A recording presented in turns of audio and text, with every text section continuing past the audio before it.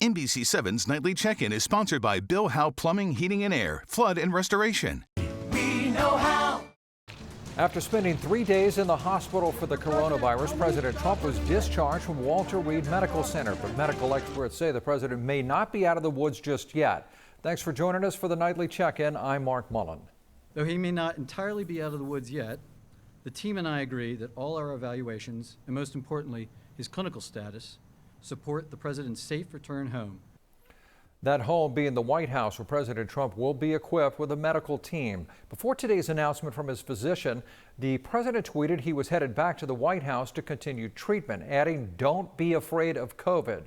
Today, we wanted to hear from a local doctor who works with COVID patients about the drug treatment the president received, including a steroid typically reserved for seriously ill patients and an experimental drug developed by biotech company Regeneron. It may have some promising effects, but we just don't have the data out there to tell if this really does work or not. That's what phase 3 clinical trials are for. To give the medicine already to the president of the United States is unprecedented. The president is also taking remdesivir, which is what most COVID-19 patients are being prescribed.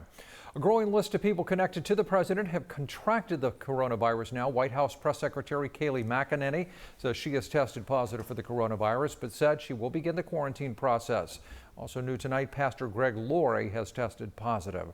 The list also includes 3 Republican senators, former New Jersey Governor Chris Christie, Kellyanne Conway, 3 White House journalists, and 1 staffer. Many of these people were at the Rose Garden event last Saturday to announce the president's nomination of Amy Coney Barrett for Supreme Court. Vice President Mike Pence and his wife were also at the event, but so far they have tested negative. Democratic presidential candidate Joe Biden and his wife also tested negative after the debate.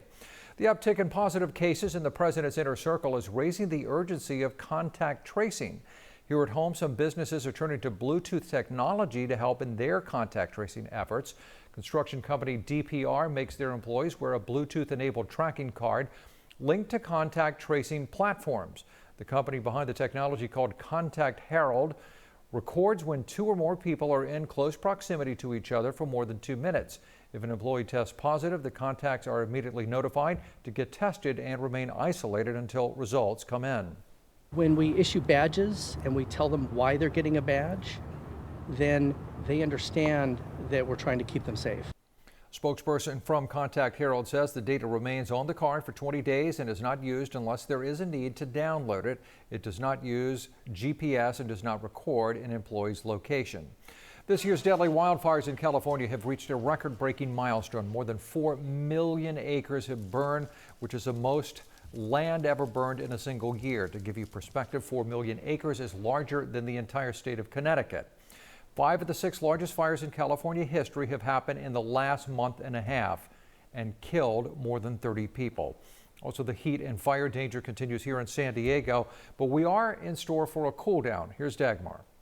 Hi all, looking at your Tuesday, it's actually heading in the right direction. I know the Saturday, Sunday, Monday, we're still on the warmer side, but we'll continue to feel slightly cooler temperatures. The coast will still be in the mid to the upper 80s, but now we're starting to feel more of that onshore flow. So partly cloudy skies, also some higher clouds. Inland Valley, still the mid to the upper 90s. Mountains, still low to mid 80s. And deserts, pretty consistent at the low 100 mark. But again, a few more clouds in the mix and temperatures 1 or 2 degrees cooler for this Tuesday. So it'll be pretty decent out. We are heading in the right direction.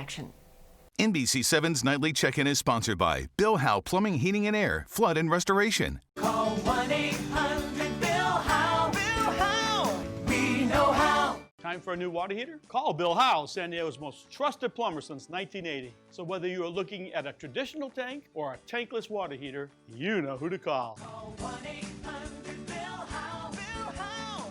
Because we know how. Regal Cinemas is suspending operations at all of its theaters in the United States and the UK starting this Thursday. Cineworld Group, which owns Regal, made the announcement just days after the latest James Bond film, No Time to Die, was delayed until spring 2021. The company says it simply can't provide customers, quote, with the breadth of strong commercial films necessary for them to consider coming back to theaters against the backdrop of COVID-19. San Diego Padres fever is hitting the food scene as a handful of small businesses are rallying behind the team with Padres-themed bites and brews. It's Padres fever is all, that's the best way I can describe it. Jesus Escobar is One of the owners of Creative Creature Brewing in El Cajon bringing back the Mango Machado. It's a hazy double IPA and a fan favorite. East Village Pandemic Pizza is rolling out the El Nino. That's a chicken pastor taco on a pizza. And $1 from each pizza sold is donated to a local charity, we're told.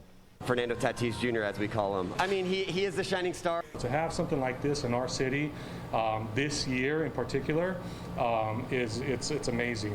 Creative Creature Brewing is also rolling out a Hazenado Frutis double IPA. They're taking pre-sale orders online. Don't forget, by the way, to subscribe to our On Fire podcast for a full breakdown of Game 1 of the series against the Dodgers tomorrow. That's going to do it for our nightly check-in. Thanks for watching. I'm Mark Mullen. Be safe.